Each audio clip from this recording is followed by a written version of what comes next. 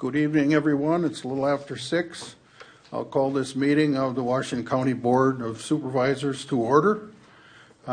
We are all here except for the two that are on Zoom, Supervisors Pridemore and Watson Conrad. So we'll rise for the Pledge of Allegiance.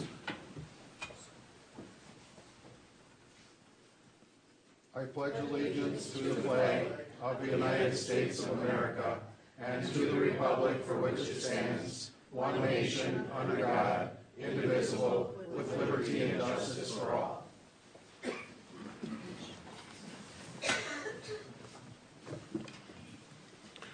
This meeting has been noticed by the clerk's office in an appropriate manner. The consent agenda includes the minutes and a couple comments. Any corrections to the minutes? There being none, we'll record them as submitted. So our first personal appearance is Aaron Dahl with the strategic priorities. Thank you, and good evening, everyone. So leading up to the retreat that we have later this month, we wanted to sort of update you all on the status of our current set of strategic initiatives that we've been working on. Those are the ones that were listed in our strategic priorities document that was authorized last year. You've been getting a lot of updates on these already, every step of the way. Board or committee action has been required for a lot of this stuff already as well. So you should be pretty well up to speed already, but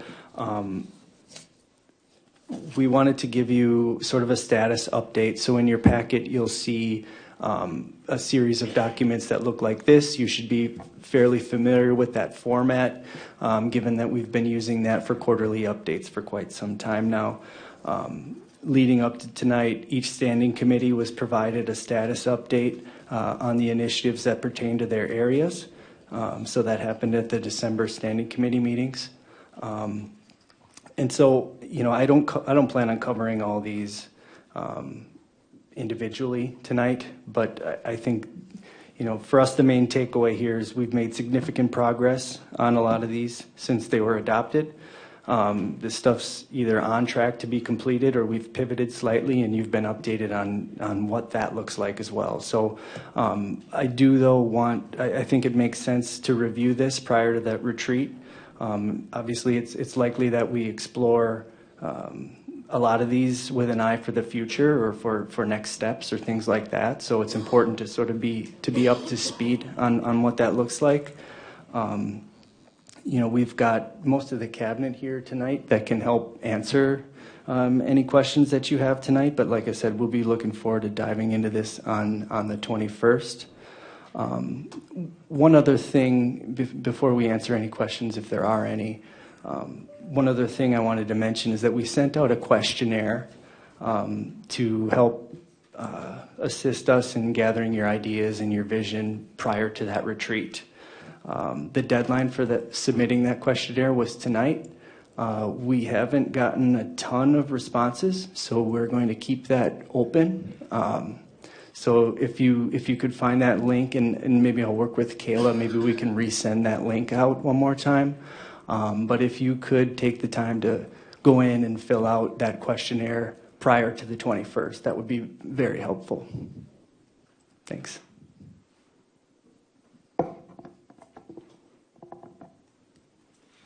Any questions or comments? No discussion. Supervisor Gallitz. Thank you, Chair.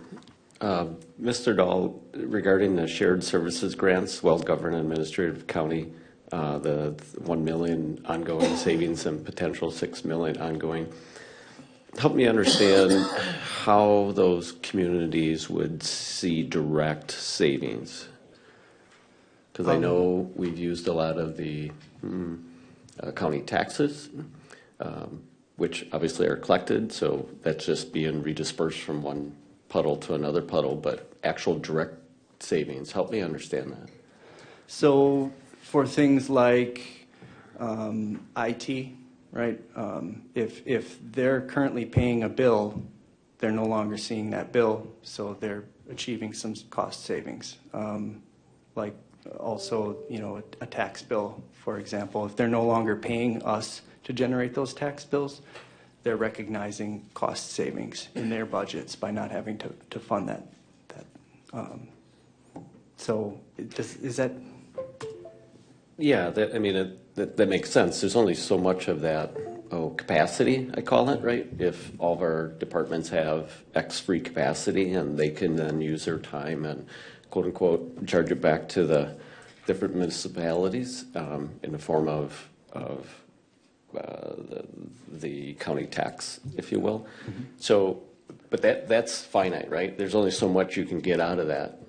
In terms of efficiencies, and I know there's another efficiency measure with AI, and presumably we can bring about some automation and some other efficiencies, but at some point, so that's why I get maybe the million, but the 6 million, just trying to understand that, because if we're just shifting expenses, say for example, if we centralize EMS under Washington County and bear those employees, and all of a sudden that's an expense then still to the taxpayer, it's just in a different bundle. So that's why I'm really trying to grasp my head around the actual true direct savings. That seems aggressive, 6 million in less taxes. That's what I see. Direct savings would be less taxes collected, period, end of discussion. So if it's just shifting, that's a different story. Sure. Does that make sense? It does make sense, and I think for us at the county level to gauge that might be a little bit of a challenge on our own. We'd need to work with those municipal partners just to see truly where that water line ends up, right? What the net effect is. I think that's what you're getting at, right? The net impact of them cutting, and if we needed to create a position to serve four more municipalities to do IT, for example, right? In theory, our budget goes up, theirs goes down. What's the net impact, right? That's what you're getting at? I'm right. assuming? Yeah. If we have 100 employees and we bring about efficiencies of 20% and we lose 20% of employees, well, that's a direct 20% savings, right? Mm-hmm. I can see that direct reduction. But if we're taking on more work because we had some capacity, we talked about this in a few other last year, New Year. Where we hired some staff knowing that they would have some excess capacity, but they're going to work into that based upon new caseload, et cetera. And that makes sense. It's tough to manage that caseload daily, monthly. There's got to be some ebb and flow. But again, that direct savings, like I said, if we become 20% more efficient and need 20% less staff in a particular area, that's direct savings. Yeah. No, I agree. I think maybe we'll need to be a little bit more careful about how we word it going forward too, or what our metric is. So it's a point well taken. Thank you. Executive Showman. Thank you, Mr. Chairman. I would also go maybe a step farther and say it is a good point, but one thing to remember is while we can create efficiencies from the economies of scale on the county side, it's completely dependent on the town, village, and city to make the decision if it's actually tax savings, if it's really reducing total cost overall. Our goal has been to create smaller and more efficient, effective government. We feel like we're delivering that when we consolidate IT. And probably another even better example is when we consolidated dispatch with the city of Hartford, for example. It's cumulatively for us, it registers on that $3 million per year, $6 million per biennium, a much larger number than what the city actually saves, because they chose to redirect a lot of that money to additional staff positions, patrol officers and so forth. And then I don't know what they did with the rest. Maybe they cut taxes, maybe they put it towards something else, maybe they put it towards roads, for example. But that's really the onus of that part of it's on them. Our goal all along has not necessarily been to allow for this to cut taxes per se at this level, but to allow for them to be able to do that and to create more efficiency through the economies of scale that the county can deliver.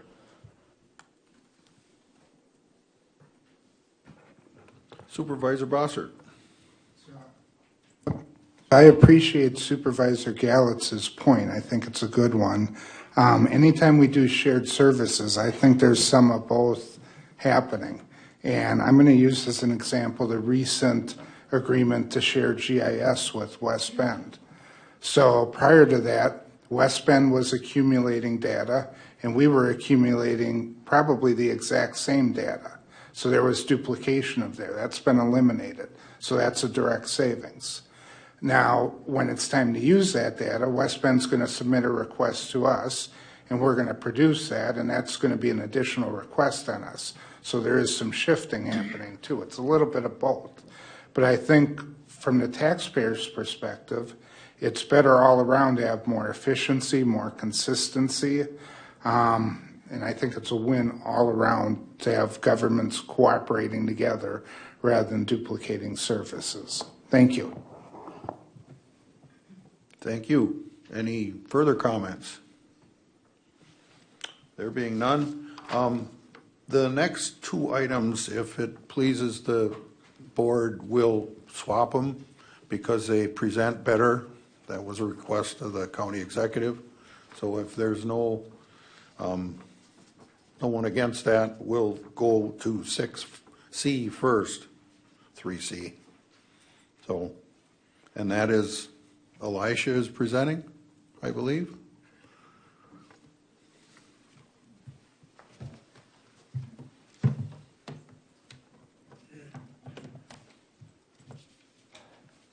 Thank you, Mr. Chairman. While Elisha's pulling up the presentation, you'll see here in just one moment, I just want to introduce this issue to you, the agenda item to you this way. I've now been county executive for coming up on 5 years, and I've been with the county for 11. So I'm starting my 12th year this week.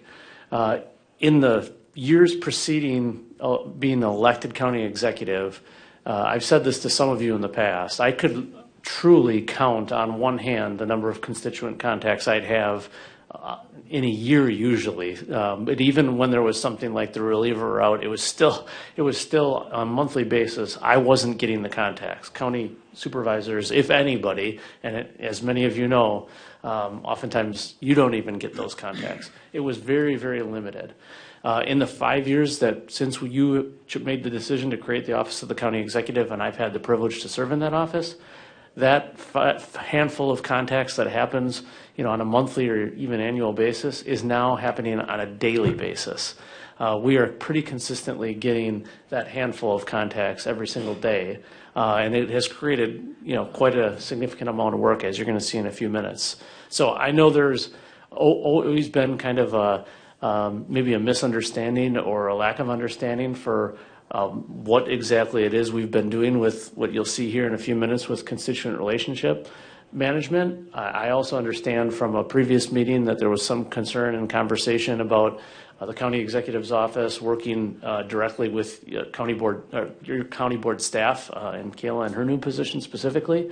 And I'm here to tell you, when you made that change to county executive, you truly changed the game for constituents. They know there's an office. They're calling with questions. Sometimes we're getting questions about things that congressmen should be asking, but we're able to help them navigate. One thing that often happens is, they don't understand which level of government, and the last thing they want is for us to direct them from here to the town, and then they go to the DNR. And so it has been an evolutionary process, not a revolutionary process. But when you look at what has happened to the county executive's office, we went from 3 staff to 4 staff. The county board now has a staff person, and there's a reason for it. And you're going to see it today. It's not just talking. There's data behind it. We wanted to be able to walk you through that and have a better understanding for what that workload looks like going forward. So thank you, Mr. Chairman. Elijah. Thank you, Mr. Chair. So this first slide is going to highlight to you some of the different metrics that we have. The biggest number is that one right in the middle, 529. Oh, sorry. I'm Elisha Durr, do project analyst work and assist with the county executive. 529 new different contacts contacted the office of the county executive. Now that might have been in person, over the phone, over email, or even a call. We had 529 different people, and this is just from the time then we just started taking metrics, which is something that's happened since I came on the staff here. We've been collecting metrics for about 4 months now. So over these 4 months, 529 different people contacted us, and then 200 of those people individually had a case, had something that needed to be solved. Maybe it was something quick and easy, or it's something that stayed in the system for a number of weeks because it was a bigger problem that either we needed to contact the state or handle with a legal issue. But overall, about 45% of our cases we were able to handle in under 3 days or less, and that's including weekends in our calculations, which for a response time where we're making sure all of the information is correct between cabinet members, between information from department heads, it's something that we're very proud of and very happy to have the assistance from the cabinet heads. Some of the frequent issues you can see that constituents might contact us on over these past 4 months might be with the UW Extension, UWMWC, and County Highway CC. Often these will come up when we hear about them in our listening sessions, or just a certain issue will get a big group of people together that want to contact us and all have different responses that keep us busy. You can see some of the different things too. NGH and H&H often just comes up. Sometimes those are just people wondering what's going on with that, and other times it's people who are stuck in an issue with contractors and they need us to get a hold of the contractor immediately or help out because they're trying to move within a week. That was one issue that we had, that we were able to make sure that person, when they were moving out of their old apartment, actually moved into a house. So that was one of our success stories that we've had.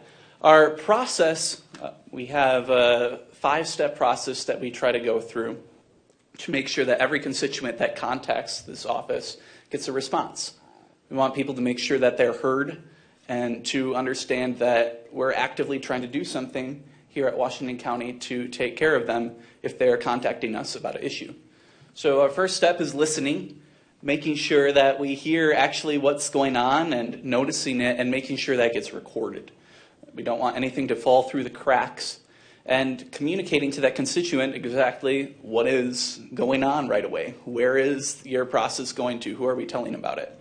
And then redirecting is part of the benefit of having all the cabinet heads with the expertise who can either delegate it to their department heads, handle the issue directly, or tell us maybe which state office needs to handle it. Then we move to the research process, making sure we get all the information so that we don't respond to the constituent with something that needs to be corrected later.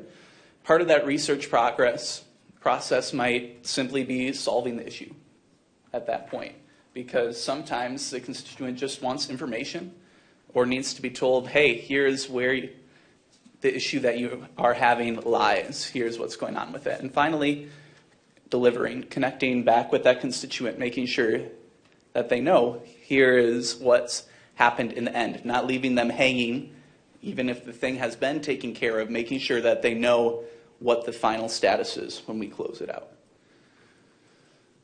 So some different success stories that we've noted with this over the time that we've been tracking some data.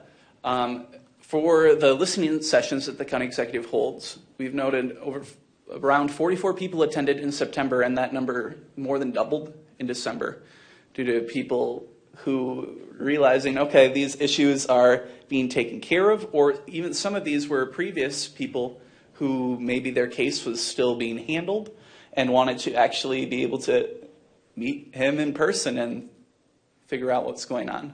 Every single person who attended to these received acknowledgement, and every single individual request got a follow-up afterwards. That's some of the benefits of the software and the process that we're working with to make sure that everybody gets taken care of.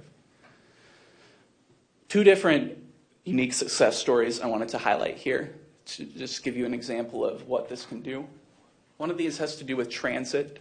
We had a constituent contact us about an event that they were having at their private residence, and they were hoping to have some people come via shared ride service. But they got stuck in between different branches of government, and they had the city telling them that it was the county's responsibility and the county telling them that it was the city's responsibility. And this was something that, well, it was Wednesday and it had to get figured out by Saturday, otherwise these people couldn't come. And within 24 hours, Scott and his team over at the highway department was able to figure out, okay, well, here's exactly where this house lies between the property lines. Here's exactly who we need to get the ride set up, and called them, got the ride set up, and was able to inform both the person getting the ride and the constituent who were initially called that they could attend the event in an accessible manner, all within that very same day. The next one is more of a general one. If you noticed with the issues that we had with the issues list, UWMWC constantly comes up as something that people are curious about, what the status is. Can I have my organization host a play there right now? Can I take some tables from the building? Can I have my organization take it over? And all of these people constantly have maybe slightly different responses, but some of them are checking back in, some of them want to hear about it, and we are able to, in this system, track not only, well, what did we say to them before, but also maintain a list of here are all the people who want to know what the final status of UWMWC is going to be. And when that time comes later, we're able to follow up with them and maintain a consistent response for every single person, rather than having to do ones that might be slightly different or have different language. Last stats that you can see here just have to do with some other forms of community outreach that this allows. Getting to highlight some of our students, letting them know that the county sees that students are accomplishing things, making sure if people, individual citizens are highlighted in the news, that they get recognized for that. And then we've had different commendations, proclamations, honor flight, and Eagle Gold Star letters, who all can get recognized by the county and tracked and logged, so we make sure that it's equally and fairly distributed, not that just some people are getting highlighted because we pay attention to it some of the time, but making sure that everybody is noticed. Thank you, Mr. Chair. Supervisor Mary. Thank you, Mr. Chairman. I appreciate the summary here, but I noticed that the UW Extension had the most inquiries, but there's nothing listed on the second page here regarding what kind of topics were discussed. Was that generic as to what's happening with 4-H and so on? I'm just curious, having been involved with that task force, what was the public attitude or what were their questions? Thank you. One of the primary reasons that had such a high number is because there was a petition with the organization, I think WHCE, that had a large number of its members sign on to that petition, so they were all tracked under that issue tag. They were wondering about utilizing space over at the PAC as we determine how to move forward with the master plan. Supervisor Troutner. I just wanted to say thank you for the response time. I've gotten responses about at least 2 questions that were raised at listening sessions, and I was really impressed with how quickly I heard back. I was impressed that I heard back, because a lot of times, the questions come up and that's all that happens. So I've been really impressed. Thank you. Supervisor McCulloch. Thank you, Mr. Chairman. Elijah, can I ask you a question? Exactly what is your title again? I didn't quite catch that when you... Yeah, my title is Project Analyst. Project Analyst. All right. Yeah. And how long have you been in that role? Since June. Okay, June. So you just started with the county in June, or just in that role since Just started with the county in June. In June, okay. So in that role, is your role entirely engulfed in this constitutional, or the constituent relationship management? Is this what you do, or is it part of your job? It's part of my job. It's part of your job, okay. And do we actually use a CRM, a contact manager, to input data and then to categorize? I mean, that's also a term, right? It's a pejorative for. I use one. A lot of people in business use one. So We have one that's actually custom developed by the IT staff here in Washington County. okay, for constituent contact and for all that. Okay. Okay, thanks. I'll add one question. I noticed Highway CC on the first page. What was going on with that? Can you share with us? So that one was one where we had, again, a large number of people in a group. It came up at a recent listening session where pretty much everybody at the listening session wanted to get updated at it. So that's another reason why that number was so high. Thank you. Any other questions for Elijah? Thank you. We'll move then on to the Youth Leadership Board introduction. So is that Josh to start? That'll be me again. Okay, go for it. Thank you, Mr. Chair. So the Youth Leadership Board is a new initiative that the County Executive's Office is looking at getting started. This program is going to be targeted this semester specifically at sophomores and juniors. In the future, we're looking to target it at juniors and seniors, but we want them to have a little bit more experience to get used to this. And some of our goals with it is to have youth in our community be able to learn more about public service and governance, to be able to lead. We're looking for exceptional candidates for this who will step up with their communication skills and get to grow with one another and get to engage, connect with county officials, contribute ideas to community initiatives. So a little bit about this. Right now, our plan is to have this board meet twice a month on Wednesday. As it's a new initiative, we've been actively contacting high schools and posting on social media to get interested high school students and specifically asking for these top-tier students, those who would be in National Honor Society, those students who would be attending Badger Boys or Girls State, those type of students, club presidents. We're transitioning to juniors and seniors next year, both hoping to teach them a little bit more about what county government and local government might look like, but also to try to involve them in getting their feedback on, hey, what should Washington County be doing from the perspective of high school students? And one thing that we've been really trying to highlight with this board as we're looking into it and getting it started is some of these character qualities, making sure that not only are we allowing these students to make sure that they're developing with one another, but that we are also instilling the values that we have in Washington County with these students. I know it might be a slightly shorter presentation. If you want some more of the materials, that link at the first page will send you to some of the flyers, but also it's a little bit short because it's still in the process of being developed what it's going to look like. We researched with a number of different neighboring counties that have done some things like this, and some of the stuff that they're doing we like, and other things aren't quite up the alley of what Washington County values. So this is a work in progress that we're trying to develop to just help engage our youth more with local government. Thank you. Supervisor Westfalik. Thank you for the update. Question for you is the purpose of the board. Is it just education? What is the actual purpose of it, of the board? What's their function? Yeah. Or what's the goal that they want to, I guess that makes sense. So yes, part of the purpose is to educate the youth, but also we want to see what ideas that they might have to be able to share with Washington County where we should be going as a county in the future. So, I mean, so basically, information gathering and education and... We're hoping to have it be some advisory purpose in the future, but that's still something that we're in the progress of working towards. Okay, thank you. Supervisor Schulteis. Thank you. Just to kind of build on his question as well as what I see on the slide, mentorship. So are you hoping that to be a component of this as well?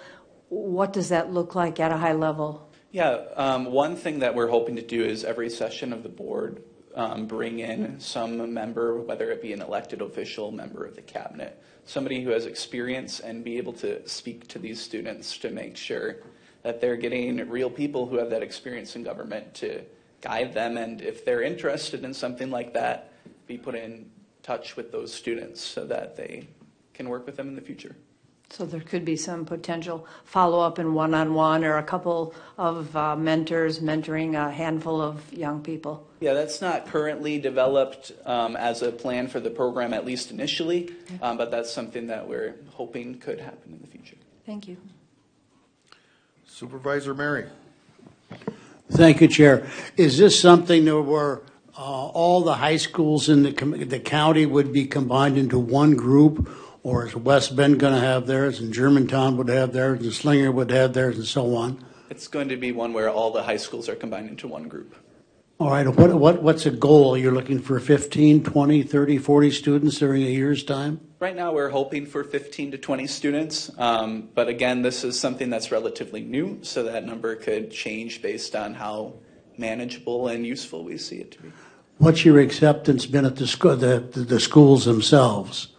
Every school that we've contacted and heard back from has been excited to hear about this. We've had numerous principals that are actively sharing it with their staff and students, and even some students who are pushing their teachers to share it with their classmates. And I assume that some of this curriculum for them would be including going to some committee members, because everybody here knows that's where the most of the real action happens within the counties at the committee level, and then also attending county board meetings. And would there be job shadowing situations like in the clerk's office or other offices within the county? We haven't yet developed that into part of the program right now. Again, part of what we're trying to do is figure out how we can, again, get exceptional students, but those same exceptional students are those students who have high time commitments to other things. So we've been in contact with several students to try to get a good feeling for them about, hey, what feels like a good entry-level commitment, and right now these bi-monthly meetings are what we've settled on. So some of those ideas might be something that we look into doing it more in the future once the board is more established and has a little bit of a reputation, rather than something that's just new, so that the students have more buy-in. Well, I'm not sure where the seed of this idea came from, but I think it's a great idea to have some good youth outreach. My wife and I have worked the polls for many, many elections in Germantown, and on at least 2 occasions we've had students who've come in just to help and be observing, opening the envelopes and so on, just to participate because they wanted to see how it worked. And I think that it's great if you're going to have that kind of outreach program. Thank you. Supervisor Kelling. Thank you, Mr. Chairman. Well, first, I'd like to volunteer my time to come in and yell at the kids, if you need somebody to do that. I have experience. No, honestly, one of the biggest things, and I think most of the room would agree with me here, is that in our community, it's very difficult to get people to understand and know what it is that a county supervisor does and what it is that a city alderman does or a county executive or a state representative. It seems social studies is pretty lacking these days in how our government works, and yet it's so important, and I think that's what leads to a lot of society's problems that we have today, is the ignorance of how the government should really work and what it really is supposed to be. So kudos on this program. I think it's great, and I would definitely like to, in all seriousness, would love to meet and work with the kids and stuff like that. And I'm sure a lot of people in here would be interested in doing that. So thank you very much. Thank you. Supervisor Mary, before you talk again, if I may interject with something. The 4-H has a leadership program. Do you anticipate, and I know you don't know for sure yet, but will they parallel or will they intersect at some point? Not totally sure yet. We've been in contact with them, asking them to help promote this, but we haven't necessarily heard back from them as to any feedback of wanting to work with us or anything along those lines. I hope it works out. Supervisor Mary. Yeah, to echo Mr. Kelling's comments, perhaps many of these students should bring their parents with them so they have a better understanding of how local government works. Thank you, sir. Supervisor Schwab. Thank you, Mr. Chairman. I like the idea, I really do.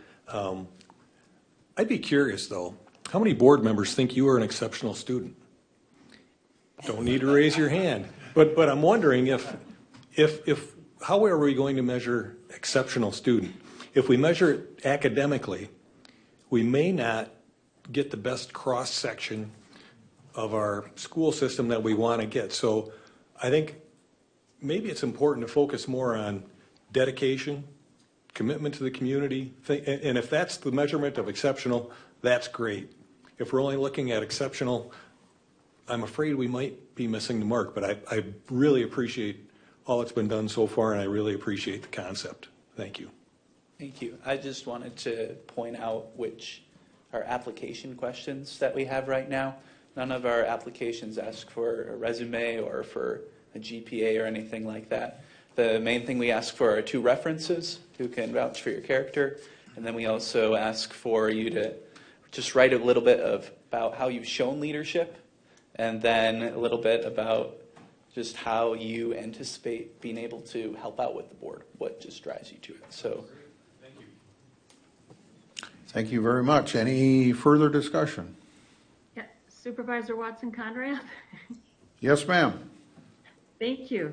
I'm just seeking to clarify the population to a little bit more.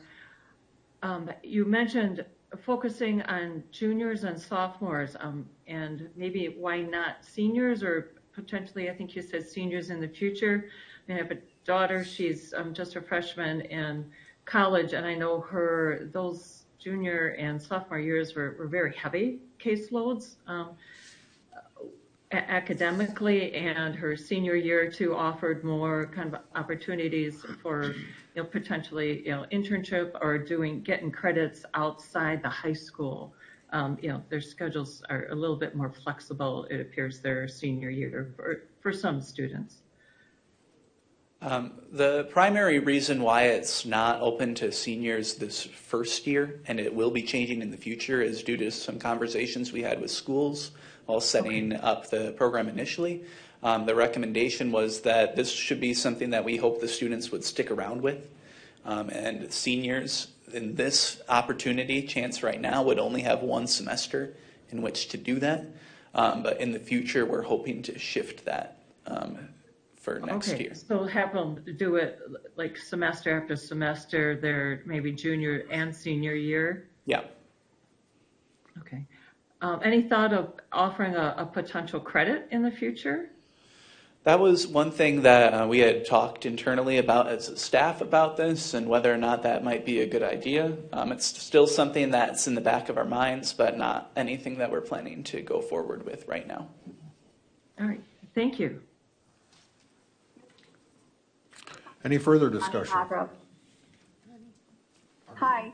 Thank you so much for allowing me to be here virtually. I'm sorry I'm not there, and I'm realizing that there was no reason for me to be there. I want to just say thank you to our team, Elijah, and sitting, I can see Tara Gundrum and Fran McLaughlin, who are a key part to both of these initiatives. Our constituent services efforts have ramped up, and we're very, very proud of the direction which we're going. The youth board, this discussion has been most helpful.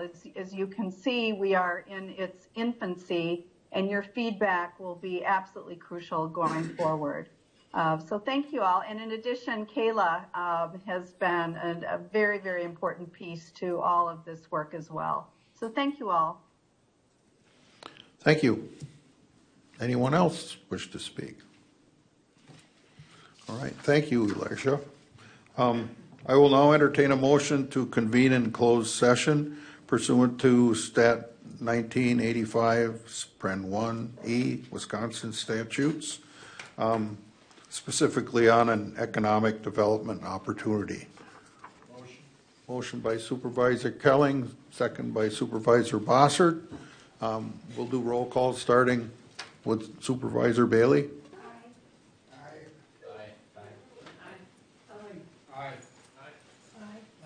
Aye. Aye. And the two online?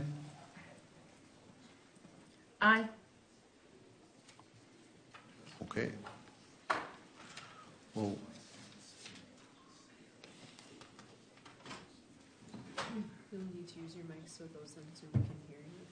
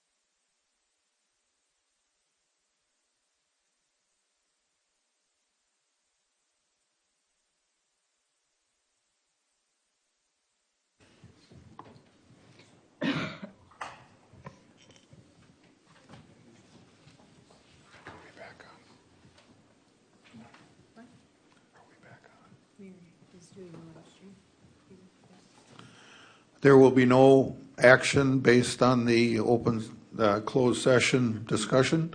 Our next meeting date is February 12th, 2025. This meeting's adjourned.